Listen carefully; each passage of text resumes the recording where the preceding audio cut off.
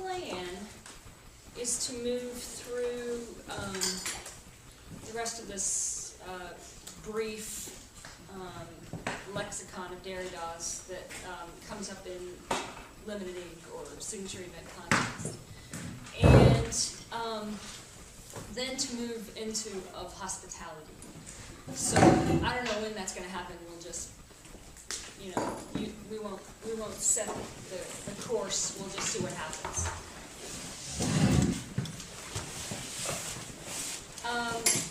But I got a couple of questions yesterday at the break about experience. We talked a little bit about experience and what philosophy calls experience and what Derrida is doing here. And so let's just spend a few minutes rehearsing that a little bit to make sure we don't leave a false impression. It's on page 9. We went there yesterday, but let's do it one more time.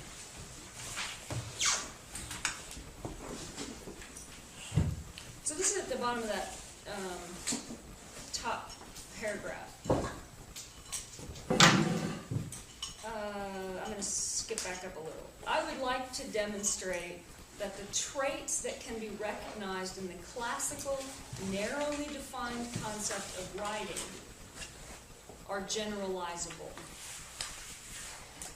They are valid not only for all orders of signs and for all languages in general, but moreover, beyond semiolinguistic communication, for the entire field of what philosophy would call experience, even the experience of being, the above-mentioned presence. Okay, so this is pre-Heideggerian being, right? Heidegger will then complicate that idea of being as presence, correct? So this is what philosophy calls experience. So now think back to what the Metaphysics of Presence, and by the way, he's suggesting that the history of philosophy is the history of the Metaphysics of Presence, okay, up until roughly Nietzsche, Heidegger, that line. So the Metaphysics of Presence, of course, as we talked about, would locate experience prior to the sign. So you experience, in a happy way, reality. And then, at reality in its full presence, you in your full presence.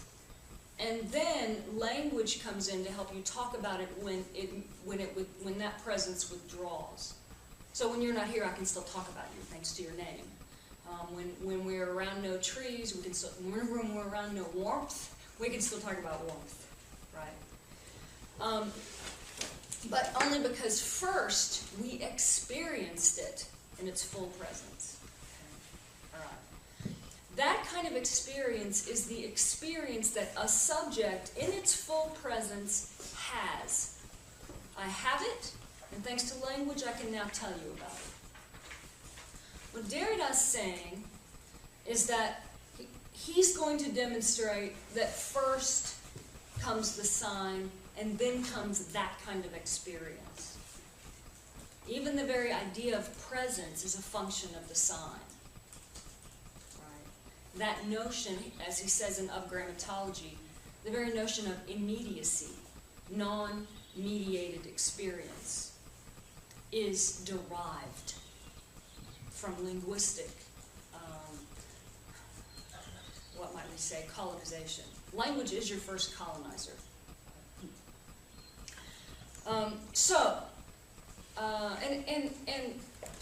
And your first liberator, same time, right, simultaneously. Okay, so there's that kind of experience where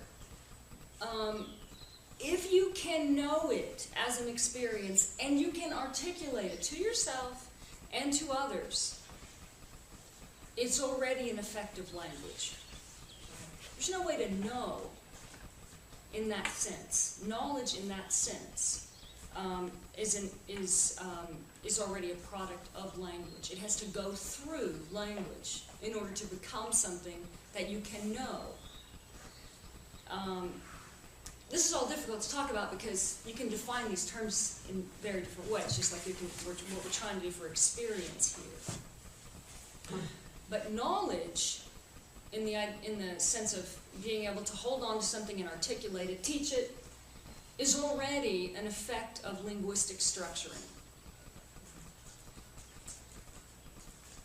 On the other hand, this is not to say that there is nothing we could call experience that is not mediated. There is immediate experience after we redefine some things. Once we ditch the notion of presence and self-presence.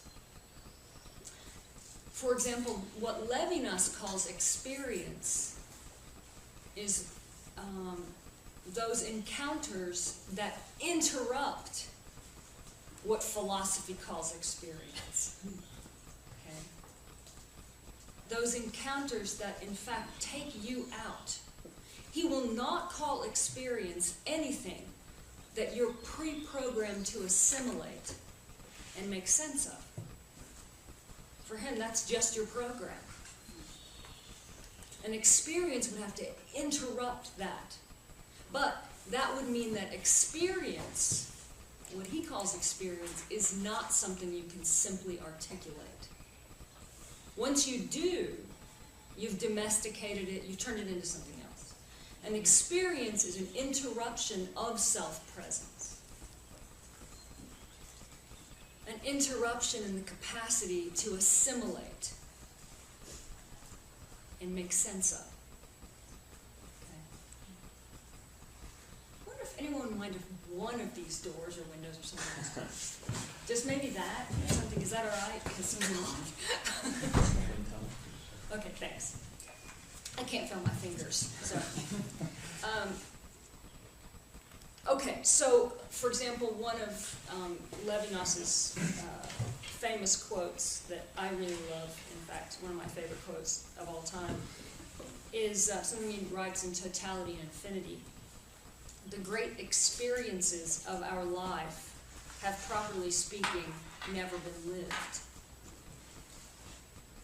He's talking about not the kind of experience that a subject has, but the kind of experience that gives you to be.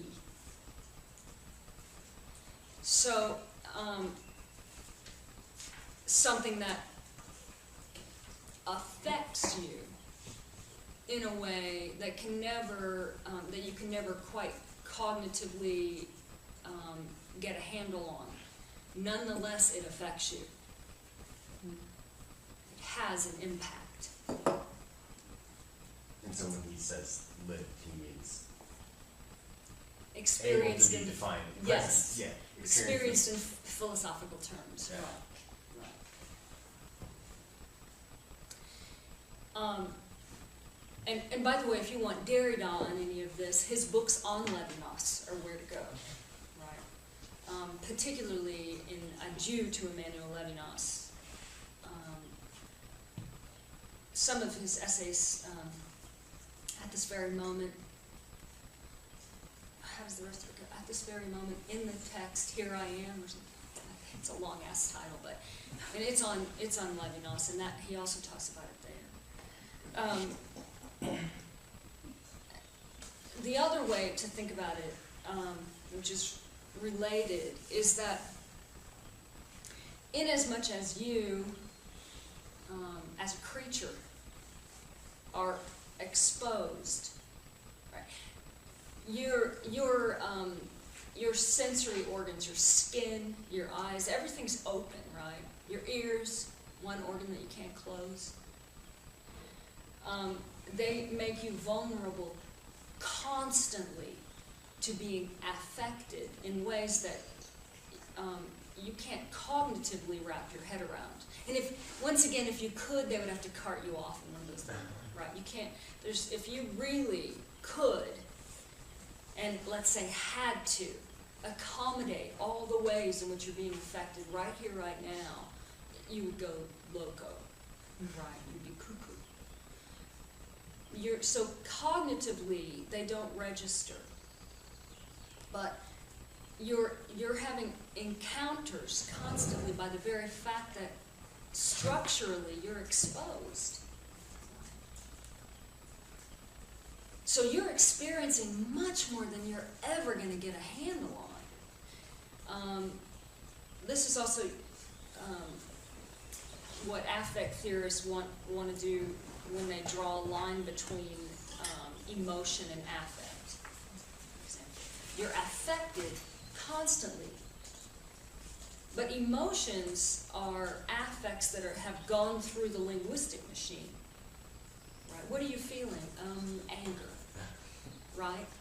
We have a word for that. We know what it means. It's not happy. It's not sad. It's not right. We can map it. So once you can say it, you're in a different realm. Affect will always precede and exceed the emotional, right? And which is not to say you can't talk about affect, but as you're talking about it, what you're trying to do there is make it knowable, which means turn it into something you can understand. So it's always going to exceed what you can do with it linguistically. Is this making some sense? Okay. Okay, good.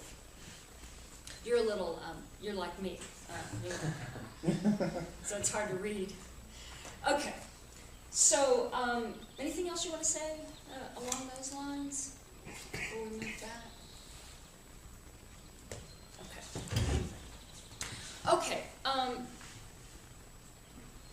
Let me take a step back again into signature event context. Remind us again what Derrida is up to in that text. It's a response to Austin and to the performative intrusion that was finally after Austin called speech act theory.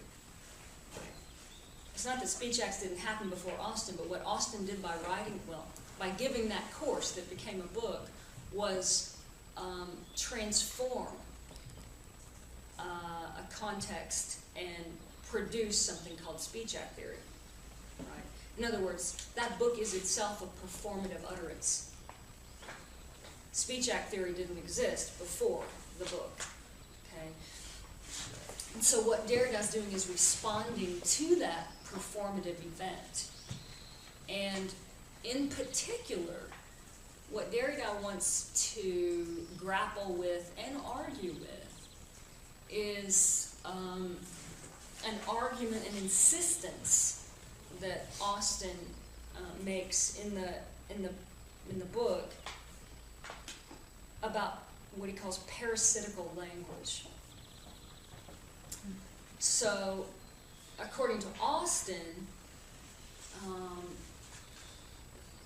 speech act theory is serious business. A speech act is not successful unless it is serious. It can't be joking. You can't be joking. It can't be uttered by an actor on a stage or in a novel or in a poem. Those are all parasitical acts on normal speech, according to Austin. So those aren't real speech acts, they're fake. They're citations of a speech act. So what Austin says is, we're going to exclude those from our study, because those are, marginal, they're exceptions. It takes a radical sea change in language to get to those. We want to focus on ordinary, day-to-day, regular, normal, vibrant language, right? Not that parasitical stuff. You don't have to read much Derrida to know that that's like all the bells and whistles start going off when someone says, we're not going to do that. and they move it aside.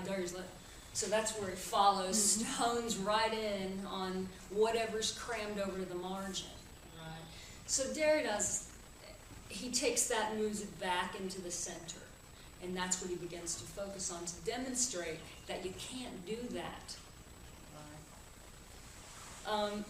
Okay, so Austin basically suggests that there are three kinds of utterances: a locutionary utterance, an illocutionary utterance, and a perlocutionary utterance. I don't necessarily need to know this, but just so you'll get the vocab. A locutionary act is just the act of saying something, right?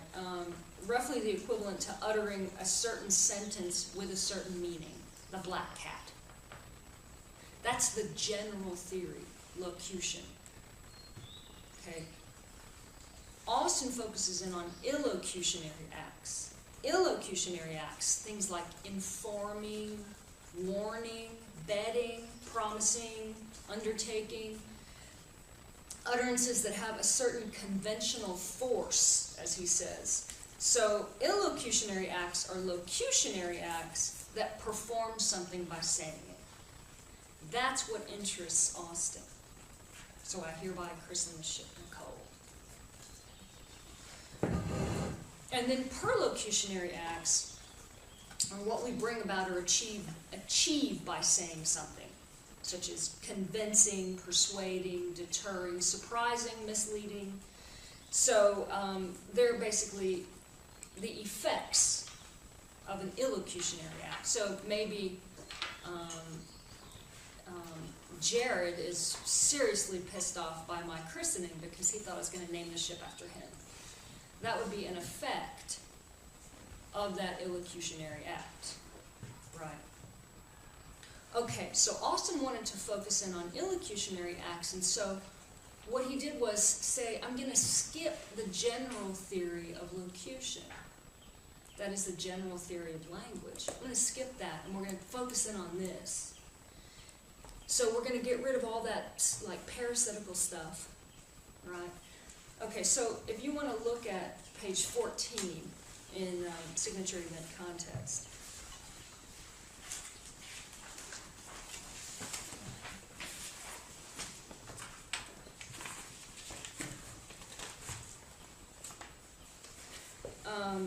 Up at the top, first full paragraph, right in the middle, Derrida writes, Austin has not taken account of what, in the structure of locution itself, thus before any illocutionary or perlocutionary determination, already entails that system of predicates that I call graphematic in general, graphemes, and subsequently blurs all the oppositions which follow, oppositions whose pertinence, purity, and rigor Austin has unsuccessfully attempted to establish, etc.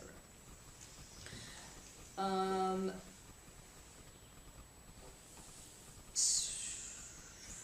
do we want to go? Okay, let's skip this and skip to page 16.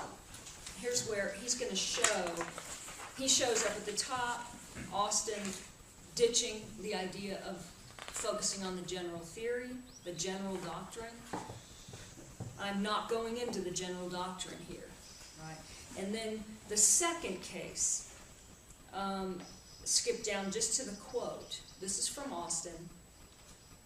Secondly, as utterances, our performances are also heir to certain other kinds of ill, which infect all utterances. Skip, skip, skip. We are deliberately at present excluding these. I mean, for example, the following.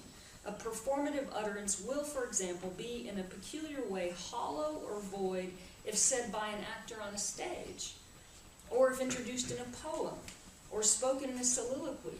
This applies in similar manner to any and every utterance, a sea change in special circumstances. Language in such circumstances, in special ways, intelligibly, used not seriously, but in many ways parasitic upon normal use, blah, blah, blah. All this we are excluding from consideration. Okay, so Derrida attacks. Austin thus excludes, along with what he calls a sea change, the non-serious parasitism, blah, blah, blah, along with the whole general theory of which if it succeeded in accounting for them, would no longer be governed by those oppositions, blah, blah, blah. Okay, so what we get in Derrida, because of dissemination and iterability, is the impossibility of excluding what Austin is calling non-serious language. Because, once again, even the most serious, most heartfelt speech act, I love you, I do, I christen this ship, I bet you, I warn you, all of that, each time, and the very possibility for it working at all is its iterability, right? Each time it's dependent on its repetition. Each time you're an actor on a stage reading a script, each time. Otherwise it wouldn't work. The only way that a speech act can work in a context with specific circumstances met is through its repetition, by re-uttering. Right? There are all kinds of consequences to be derived from this. But what Derrida is basically focusing in on here is the fact that due to, at the very least, dissemination and iterability, which are functions of the general theory of language, already, you can't get to where to this exclusion Austin wants, right? You've excluded everything by excluding that general theory. That's where the mistake happens. Okay. So there's no way, in other words, to rule out parasitical language. Parasitical language, from Derrida's perspective, would be the normal, the ordinary, right? Okay, so that was the end of dissemination, the discussion of dissemination, at least for now, which we put up against polysemia. So just very quickly, I'll note that anasemia is also a term that Derrida uses, a post-Freudian term that Derrida picks up.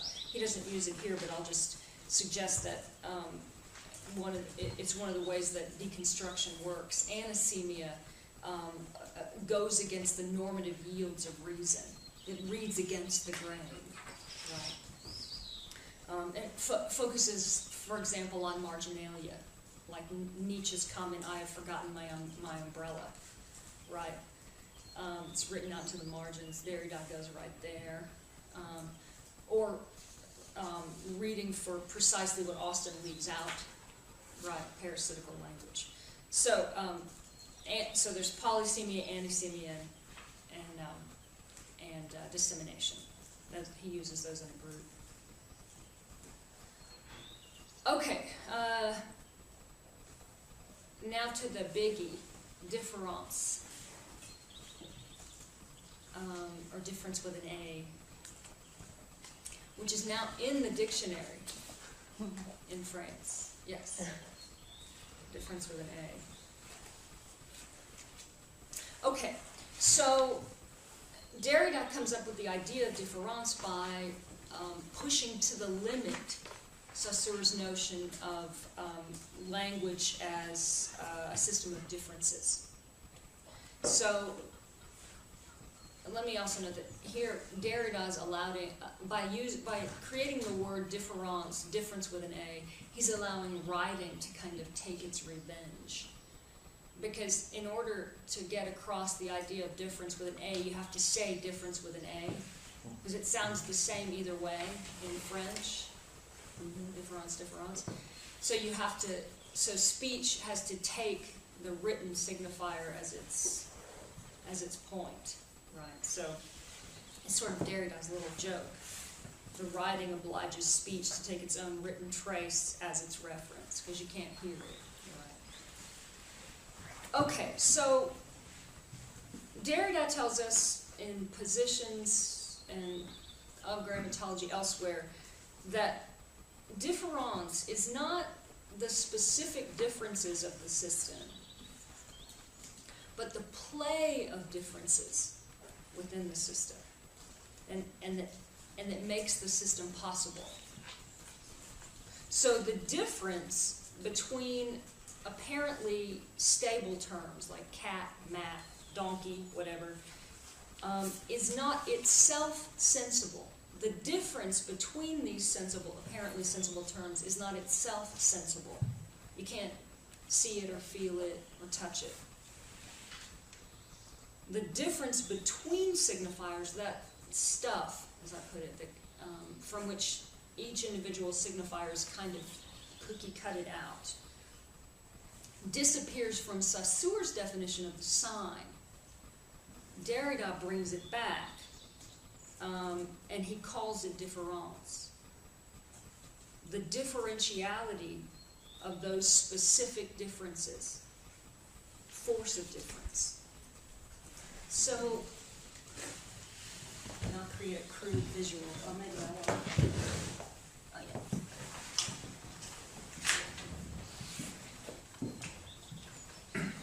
Just for example,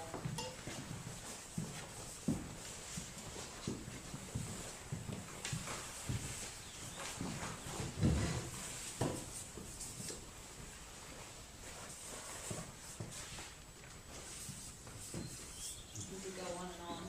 Okay, so there are the individual signifiers.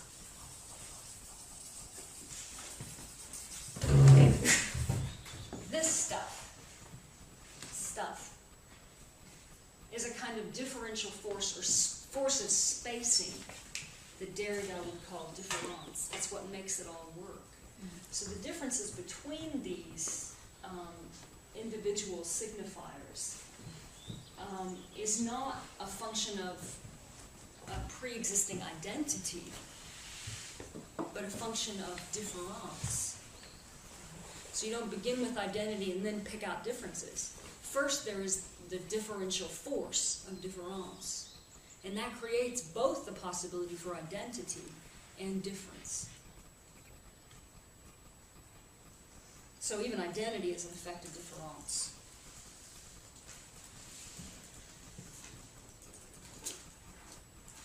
Which once again means that the sign has to come first and last.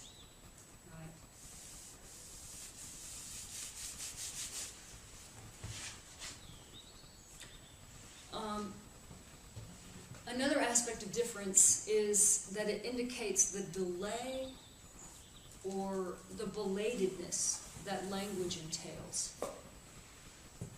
So meaning is not instantly present, right? In signs, individual signs, since the linguistic system is a structure of infinite referral and deferral. In that delay, meaning is produced as it's delayed and referred and deferred. I'm going to unpack that very slowly. Each element, right, each element in a system is constituted with reference to the trace in it of other elements of the sequence of the system. We know what mat or pat or map is by the fact that it is not these other things, right? No element can simply be present or absent. These signifiers point to other signifiers, and final meaning is perpetually deferred. So difference names the very possibility of any conceptual distinction. Without this play of differences, it's force. No distinction could arise.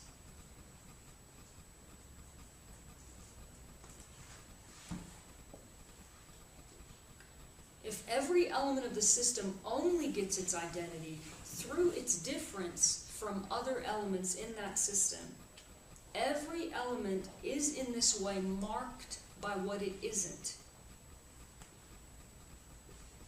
it thus bears the trace of all of those other elements. By the way, what we're calling an element here is nothing but a bundle of traces, right? And every trace is itself made of traces. Every trace, as Derrida famously says, is the trace of a trace. And traces are not traces of a presence or the passage of presence. Rather, every so-called element, each individual signifier, every so-called element, in every so-called element, all that is present is the other absent element, which must, for language to be possible at all, present this alterity as alterity. Mat is not bat. The presentation of absence overtakes the presence-absence opposition. Is this making sense? Can you repeat that last like 2 sentences? Yeah. Yeah, this is why I write them down. In every so-called element, all that is present is the other absent element, which must, for language to be possible, present this alterity as alterity. Mat is not bat.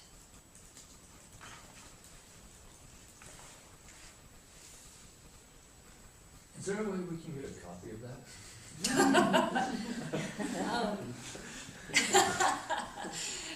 It's just my notes. They're kind of messy, but I can give them to you if you want. I'm sure they're not as messy as my notes.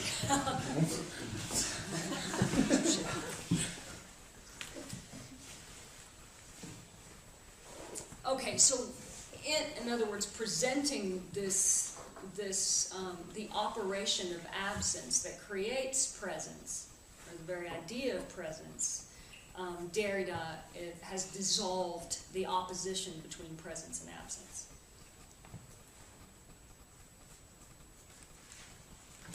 And trace, to give you a better definition, for Derrida, is the name for the entwinement of the other in the same, which is the condition for the same. Yeah. So trace, for Derrida, is the name for the entwinement of the other in the same, that is the condition for the same itself. Trace is the name for the entwinement of the other in the same. Of the other in the same, that is the condition for the same itself. So in the same being an element, Yeah. the element that this trace is. Well, an element would be a bundle of traces. And a trace, Right. So a trace describes one line or one yeah. area Like one of the of the difference there. Okay, on so your chart. map would be an element. Right, and a trace would be the relation between map and map. One of them, yeah. Right. Because there are relations between map and pat, and map and chair, right? And there are multiple relations between map Exactly. and map. So each element is a bundle of traces. Did you take that as seriated? So you can take a system at a given moment and you say each element is the bundle of traces that have occurred up to that moment? Or would it be sort of synchronic where you'd say, and with the possibility space, where you'd say each element is the bundle of traces that are possible relative, that is to say, the set of all possible negations of other elements by which this one would be it. I'm not sure I got the distinction from the first thing you said. Well, it seemed like, I mean, as you're talking about this in this way before, so I'm just, it seemed like you could say that there's a system, we'll just call something a system at any given moment. It's like, okay, French is a system, boom, we just call it that, right? And either we say there's a sort of sequential character that means that the way one has sort of taken up that system determines the set of non-other things, the set of traces that comprise each element. Or you can say it's a sort of a infinite but total system, in which case there would be an infinite number of traces that comprise each element, because it'd be the number of possible not maps and not other things that a dog is. And but the second one would be the condition of possibility for the first thing you described. Sure. So we would have to go for the latter, right? Okay. Okay. Well, Right. I don't know. I mean, logically, it'd be the condition of possibility. Experientially, the former is the only one that'd be available. Consciously. Well, I think, Okay, I mean, not insofar as necessarily one's, consciously, I that's mean, true. unless we say that That's true. anybody's infinite. But I mean, for Derrida, though, one of the most fascinating things is that context that you could not possibly have ever brought into your conceptual frame are brought into the moment of an utterance, right? And that's part of the fascinating aspect here. So we're going to have to go with the second option here. Okay. And remember that when Derrida picks up the use of the term system from Saussure, it doesn't mean the same thing, because for Derrida, this is not a closed system, right? So, I'm just curious about this. What about like someone, if there was a possibility of someone actually being feral, like not even a boy raised by wolves, but would they make up their own language in their head, their own set of all these, like, you know, instead of, you know, this is a cup or that is a leaf, would they have their own? Yeah. And then still go through this process, or I don't know. What do you This think? is an interesting question, and one that, in fact, would be interesting for Derrida as well. One of his issues is the question of the animal, and that includes you, by the way. Right? You too are animals, and the animal he always puts in quotes, because you can't. Because one of the things he hates about it is that everything that's not human gets shoved under there. Everything alive, you know, from an amoeba to a great ape, gets shoved under the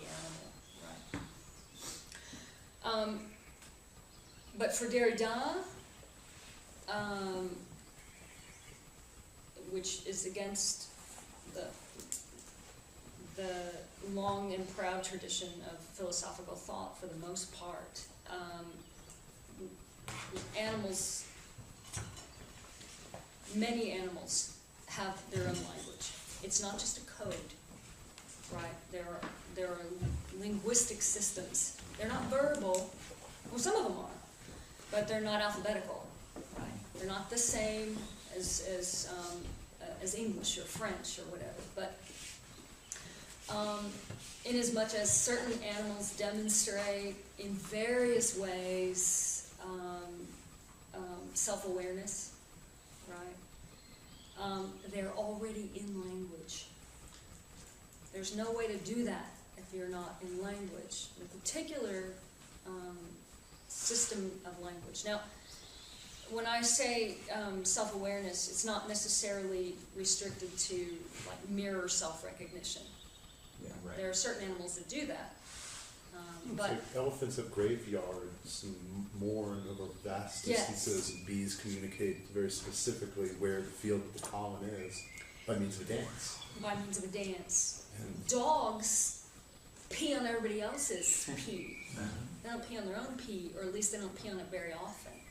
Right? So they understand the distinction. This is me. Right. So is this tied more to the potential for communication? Or something that is purely, I mean, if we could imagine this like great but horrible Wittgensteinian thing, that there's this singular organism that has that thinks, that, you know, whatever. So there's a singular organism. How enmeshed in this system of difference could that thing be? Even if it had self-awareness. What do you mean, how enmeshed? Well, I mean, if we think about the animal, think about a group of animals, it seems likely that the force of difference could allow them to have language, I guess, you know, work in a linguistic system. But like a singular organism, without the possibility of communication, Oh, I see. I guess. That's why it's Like where does feral. where does the force of difference come when there's no? Oh, but I guess you still need to remember. Yeah, that's why I was wondering, like, what would happen in that feral creature's mind, where it's actually alone in some way. I don't know. Well, okay, here's why so-called self-awareness is possible for is necessary for language. It's because self-awareness already means differentiation. If there is differentiation, difference is already in operation. And that means you're already in language. Right? So for example, you're shellfish or whatever. If we're right, if they can't feel pain, they don't communicate or whatever, it's just a response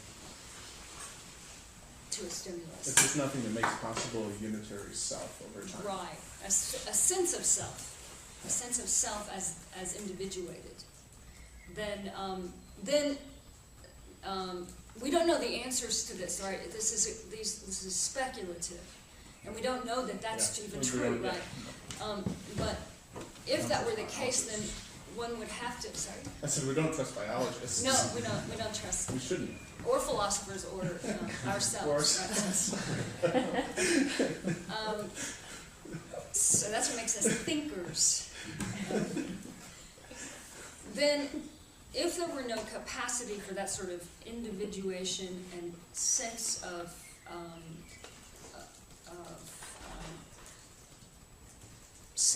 self as differentiated from another, then it would seem, at least the way we're talking about language, that there would not be a way to have language, to be in language, right? Which doesn't mean that there aren't stimulus response, but let's for example, just pause for a minute and I just want us to be careful, because this is something Derrida was very careful about, right? One of the things that iterability, for example, means for us is that there is a certain amount of non-response, or let's say reaction rather than response, involved in any response. And so the difference between humans who respond and animals who just react is already, it's in error, right? Humans as animals call their responses responses, and they call animals reactions. But that difference, that solid line between response and reaction, really wavers after we light on the idea of iterability.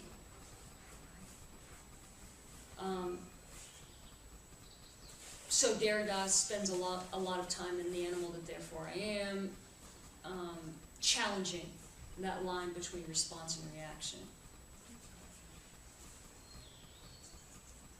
In fact, forever he challenges that line between reaction and conscious intention. Any conscious intention is by necessity shot through with unconscious reaction. And it's not simple to just tell the difference.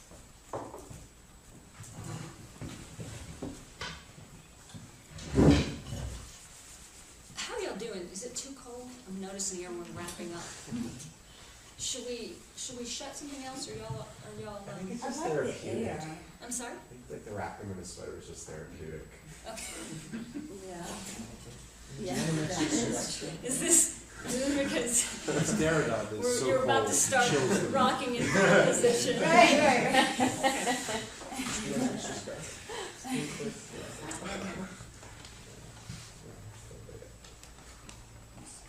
Okay, so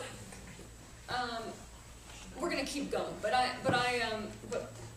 when I say we're gonna keep going, we're just trying to add up terminology that we're gonna continue to use and talk about. So, from difference to logocentrism. What's logocentrism? Something else he talks about in this text, refers to it, because he's already explicated it.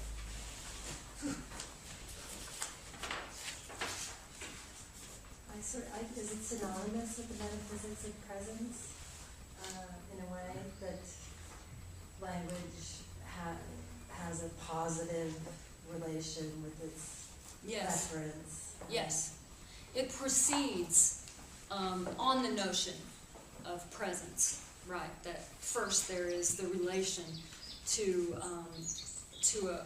an external world, right? A reality.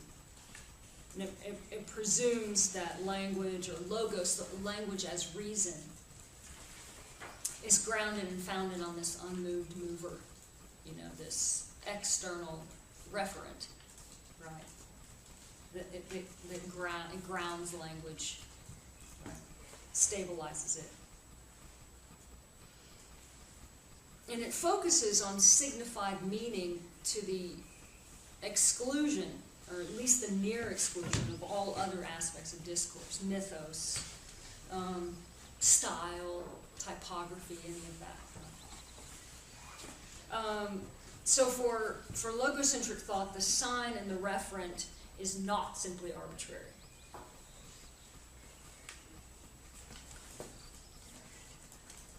Second aspect of logocentric thought is that it proceeds via a series of oppositions, which, by the way, are never equal, right? There's a hierarchy there. So presence, absence, for example, truth, fiction, speech, writing, male, female, mind, body, day, night, etc. It proceeds via this series of oppositions. That's how a flowchart works, right? Yes or no? Could you repeat the first one again? That's, I'm sorry? could you repeat? Repeat. The first one? The first one? You said there was two, the single ones that. Okay. Yeah, there are always two oppositions that are. There's always two terms in an opposition, and they're never equal. So the first is usually the standard bearer, and the second is the fall. So male, female, for example, this series of oppositions: male, female, truth, fiction, mind, body. We could just keep going, right? The intelligible and the sensible. Want to go to philosophy and literature, or philosophy and rhetoric, we could go either way. So the first term is always privileged, and the second one marks the fall, right? That's the bad side, on the wrong side. You don't want to be on the wrong side of the philosophical opposition, right? Okay, so the second one is kind of a bastard and a perversion of the first. So would difference be with an A be that? Well, what would it be in opposition to? Difference with an E. No, it's not an opposition to it, because difference is the condition of possibility for any difference. So there's no opposition there. Is it fair to say that it's sort of in opposition to negation in the Hegelian system? I mean, if difference with an A is the engine of motion, In kind of the same way that negation for Hegel is the engine of motion, but it sort of would replace it. Maybe, because I'm not sure this is trustworthy in terms of a reading of Hegel, but in one reading of Hegel, negation proceeds via positive terms, identities. So in that sense, difference would be in opposition to negation, because difference proceeds from a force of a differential force and no identity. Negation's always determinate negation. Yes. It's Right. At least on one reading of Hegel, yeah. Phenomenal. What did you say? In the phenomenology, Oh, it's yeah. determinate negation. Okay, so the first term is the standard by which everything else is judged. So, for example, we have Freud saying that the female is a flawed male, right? Okay. We're going to just keep build on this. So, if logocentrism names the invidious ordering of the world into binary battles, as we just described, phallocentrism names the insidious privileging of the so-called masculine side of any binary opposition. And the discrete partnership between these two kind of metaphysical whoppers Could you slow down and just say that one more time? 'Cause I really I'll go want back you to through it slow all. down. Yeah. is coined by Derrida as phallogocentrism. Logocentrism and phallocentrism together. Okay, so I'll start again. If logocentrism names the invidious ordering of the world into binary battles, that's what we were just talking about. Phallocentrism names the privileging of the so-called masculine side of any of those oppositions, those binaries.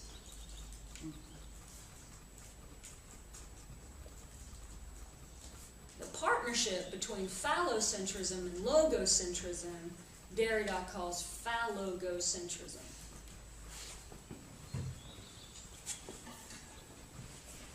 The mother of all metaphysical whoppers, phallogocentrism. In fact, if you said logocentrism to Derrida, he corrected you immediately. Phallogocentrism. The mother? Yes. Sorry? I like that better. Yeah. No, that was me, not Derrida. Okay. As the tendency within logocentric thought to line up the standard privileged first term within with the masculine,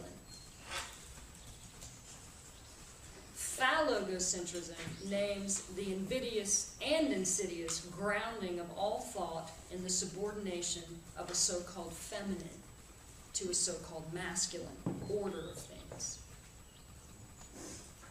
Phallogocentrism, in other words, lines up the world so that what we've lined up, all the good stuff gets lined up on the masculine side of the equation, subordinating the so-called feminine side. That's all done linguistically, right? Derrida's position is that logocentric thought is phallogocentric thought from the start. There's no accident that happened there.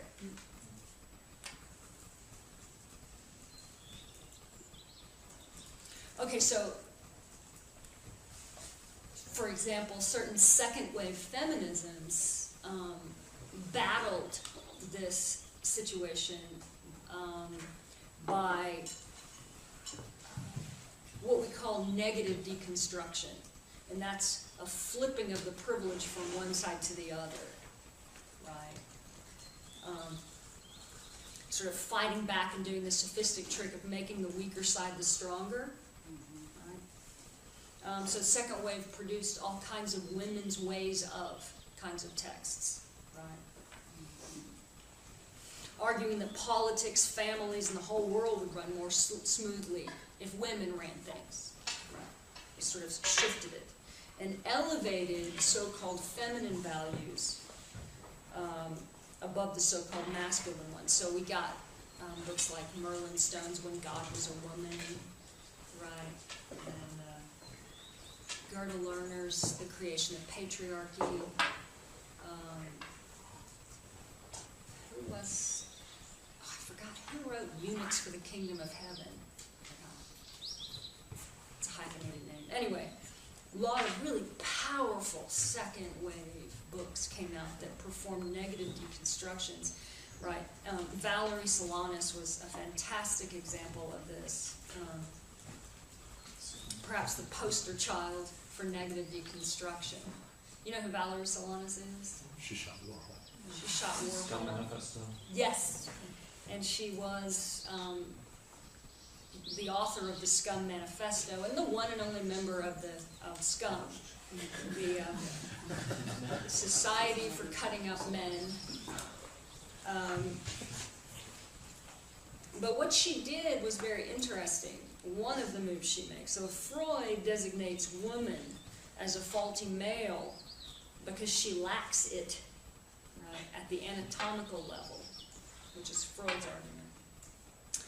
Solanas designated man as a faulty woman because he lacks it at the chromosomal level. So, I hate to waste another piece of paper. So there's the standard, and there's the substandard. Yeah. Okay, so what all of this privilege flipping did, of course, was demonstrate that the presumed standard was political.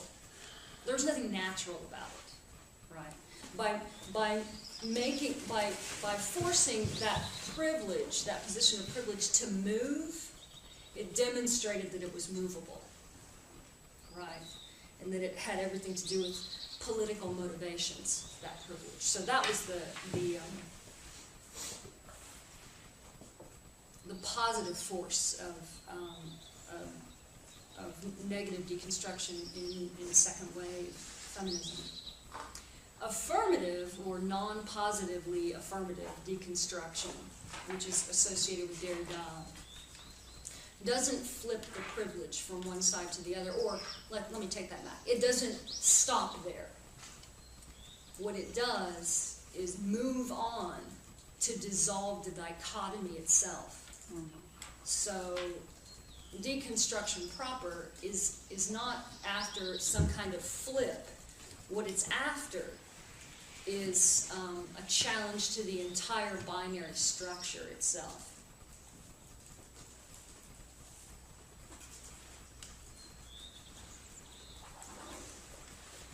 And it accomplishes that, at least partially, through the logic of supplementarity,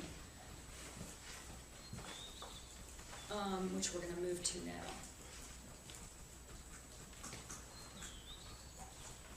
So in Of Grammatology, he first does this, Derrida notes that either the first term in a dichotomy is complete in itself and needs nothing, which is how basically society operates. In other words, it's perfectly full and present to itself, fully present. Or it lacks something and needs a supplement to compensate for that lack, in which case it is not full or fully present or self-sufficient. A supplement is something that, allegedly secondary, comes to serve as an aid or a substitute to what is original or natural. So there's an inherent contradiction, right, in the idea of the supplement. Okay, so in Of Grammatology, Derrida sort of explicates this idea by going to Rousseau. How many of you have read Of Grammatology? Do you want to talk about what he does with Rousseau in the supplement, or was it too long ago? Or, I don't mean to put you on the spot. I just feel like I'm talking about. I would actually prefer not to. Okay. Okay, Barnaby, we'll move right along. Right here, hold on. Okay, I really was looking at it yesterday. I'm sorry? I really was looking at it yesterday. You're looking at it. Well, you can help me when I get started here. So, when Derrida looks at Rousseau, he looks at the way that Rousseau situates writing, for example, typically writing as secondary to speech. He situates writing as a technique that is added to speech that's foreign to its nature. Right. Just as, this is Rousseau, masturbation is a technique added to so-called natural sex that's foreign to its nature. Okay. So Derrida demonstrates that each time, and it's Rousseau who lines them up. Right? Derrida's just reading. He demonstrates that these add-ons, writing and masturbation, are not optional, but already operate at the heart of what they're being called to supplement. So the so-called original needs to be supplemented to be complete. There is then absence in what was supposedly present. Okay, so we'll unpack it. Speech and natural sex are not complete or self-sufficient, but lack something that demands a supplement. So the supplement is not inessential, nor is it foreign to the so-called original. It's necessary for the completion of the original. So the fantasy and the idealizations that fuel masturbation are what grant the ideal of natural sex to begin with. Speech, or the ideal of speech, depends on a supplement, as we've pointed out, because it turns out to have the same qualities originally thought to characterize only writing, the supplement, right? So we did that.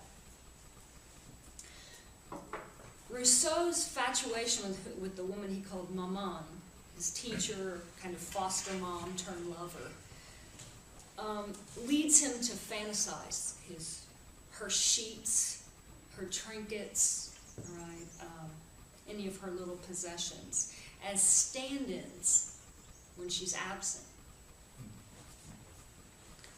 And in those, in fetishizing those stand-ins, he longs for her full presence. And he also masturbates to them. But when she's present, he still experiences a sort of absence and needs to supplement it. Then he has to fantasize about touching the sheets, touching the trinkets when she's right there. So, in masturbation, you remain in the tension between presence and absence. You imagine your lover is present. The lover becomes an absent presence, or the presence of an absence, right? And that gives you the ideal of full presence, when you wouldn't have to imagine. Of pure sexual fulfillment, a fully present lover. But the secondary masturbation is again originary, Derrida shows. There's no way to conceive of an ideal of natural sex except through the same sort of masturbatory idealizations and fantasies that one resorts to in masturbation. Freud has a great time with this very idea. When you're in bed, you're never in bed with just that one person, but at least their parents and your parents. Right? And that's just the beginning. So sex is always group sex, and it always involves all kinds of repressions and fantasies, right? The idea that, so what we're getting at here is the ideal, once again, of full presence, the ideal that real sex, the original, the natural, would be two fully present beings connecting with no intervention, no mediation, right? But of course, the connection is always through a mediation, a fantasy. And that, I mean, we could go all kinds of ways here, but we'll keep it PG. But the idea that, for example, there's this scene in Kundera. Which book is this? I'm not going to remember. Maybe one of you will recognize it. Where he's totally flipped out over this woman, and they're going to kiss, and he's got this beautiful language about her mouth, which he's about to get to touch, right, with his mouth, and it's pure fantasy, right, and poetry. And then much later, after he's not really interested in her anymore, right, she's sitting next to them, and she's eating like a dumpling or something, right, and he's looking at her lips and thinking that, those are the same lips I kissed, the ones that are chomping on this dumpling. You know what I mean? And in other words, the fantasy has been shattered, right? And that, it turns out, was the mediating force in that sexual encounter. The fantasy. What was that book called? I'm sorry? What was that book called? It's not immortality. No, it's not Immortality, it's an earlier one. I think it's the Book of Laughter and Forgetting. I think. If I can just remember, I'll try to look it up. Are we due for a break? Is that why everyone's leaving? What time should we break? When do we get out of here? 1:00. Can we go just a little bit longer, or do you want to? Okay. Can we go another 10 minutes or so? Okay. Okay, so any set of oppositions, Derrida argues, in any set, the second term fills out the lack of the first. So there's no way to understand or conceive of presence without absence. We already demonstrated that, right? And there's no way to conceive of the ideal of speech as natural and fully present to itself, except through the experiences of absence and distance that philosophy tries to situate only on the side of writing. There's no way to conceive of the ideal of man except through all the supplementarity of woman, right? The strong and the rational versus the weak and the sensual. In each case, Derrida says, an absence is already inherent and at the very heart of the so-called present, which is therefore not full. Once again, he argues that immediacy, the notion of an unmediated experience in philosophical terms, is derived.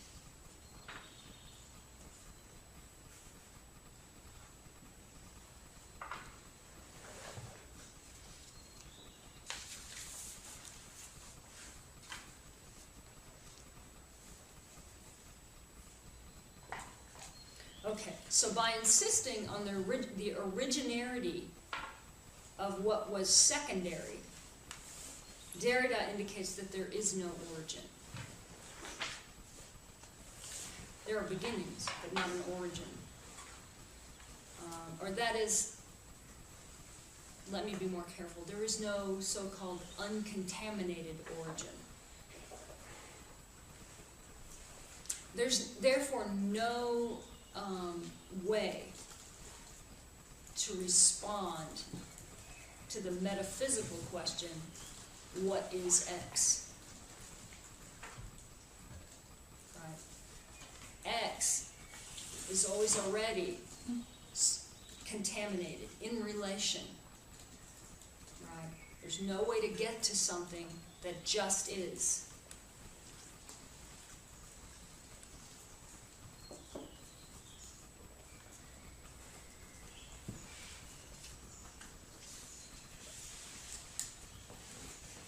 Do you think it's fair to say that this bit about there being no origin or no pure origin is more of an epistemological point than an ontological point?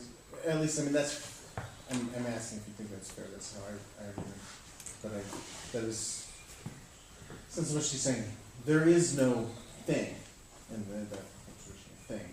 He's saying anything that we're going to call the thing is going to be not the thing because it's going to be having within it its own sort of absence that on which it depends in order for us to be calling it the thing, the origin. So that in a sense to me he was sort of seems kind of agnostic about any kind of ultimate thinginess, any kind of ultimate ontological questions. It's not so much that he's pronouncing, as some people take him as doing, that there is no anything. He's saying, Nothing outside the text. yeah, there is no outside the text, which isn't the same thing as nothing outside the text. But that's also not what he says, that there is no outside the text. Actually, I like there is no thing outside the text, because here's the deal. I mean, you asked if it's epistemological or ontological. It's ontological after Heidegger, right? Heidegger radically redefined ontology by putting the with as making the with primary. There is no being that's not being with already, which already means there is no X in and of itself. So it's it's a post-Heideggerian ontological position. It's also an epistemological position. But what Derrida would say is not that there is no outside the text. That would be like saying there is no unmediated experience, period. There are other ways to define experience, right? And he'll say this in a number of ways throughout his career. For example, when he says, in one of the texts we're going to read now, I can't remember which, I think it's on forgiveness. There's that being and human being is not simply reducible to the realm of the political or to the realm of the citizen or to the realm of knowledge, right? There's no way to know anything outside a text. But knowledge is a particular arena, right? Experience, in the larger sense of the term, demonstrates an outside that you can never cognitively get, right? But Jean-Luc Nancy, do y'all get to? Yeah. Okay. He calls it the mystery, and it remains a mystery. It's not a mystery to be solved or a secret to be told. It's what motivates everything, because it is not. It's by definition not going to be available to your understanding. All right. And that's Heideggerian also. Right? So it's the realm of knowledge that's located only inside the text. How else could there be knowledge, something you can articulate? but that's motivated by something else. Lacan talks about, it's not exactly the same, but something similar, by the name the real, right? There is the real. So, okay, the last thing I kind of wanted to hit here was this stuff he does with the signature.